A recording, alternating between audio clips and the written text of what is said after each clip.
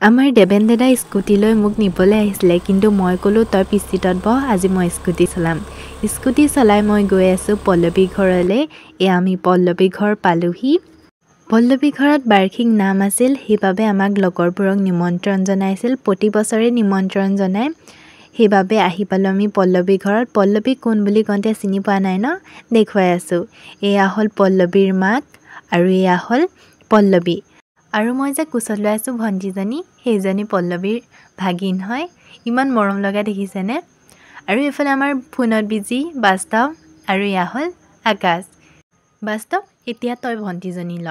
ভণ্টিজনীক কোচত দি মই আহিলোঁ এইফালে প্ৰসাদ খাবলৈ। প্ৰসাদ খাই হ'ল আমাৰ, এয়া হ'ল আমাৰ পাহি, ফেচ ৰিভিউ নকৰে বোলে। আৰু এয়া পাহিৰ ভনীয়েক।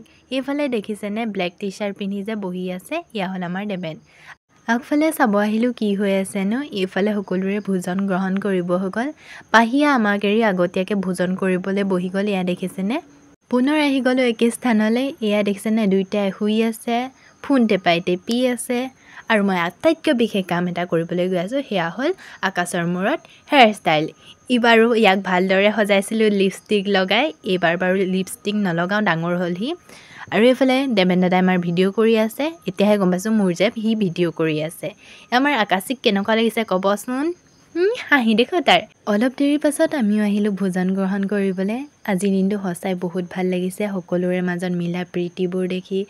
আৰু আজি মোৰ লগৰবোৰকো লগ পাইছোঁ, তেওঁলোকৰ লগত বহুতে ভাল সময়বোৰ পাৰ কৰিছোঁ। দিনটো সঁচাই বহুত ভালদৰে গৈছে মোৰ।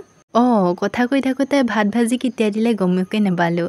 এইফালে আমাৰ ভোজন গ্ৰহণ কৰিবলৈ হৈ গ'ল। এইফালে আমাৰ পল্লৱীয়ে দেখিছেনে কি কৰি আছে? মেথি গুটি বাচি আছে তাই, মেথি গুটি নেখায় বোলে।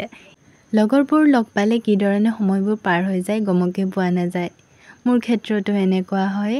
ভোজন গ্ৰহণ কৰি হোৱাৰ পাছত আমি আহিলোঁ ফটো মাৰিবলৈ। পল্লৱীয়ে ফটো মাৰিবলৈ ফুলপাহ ঢুকি পোৱা নাই, সেইবাবে দেবেনে ডালটো টানি তাইক সহজ কৰি দিছে ফটো মাৰিবলৈ।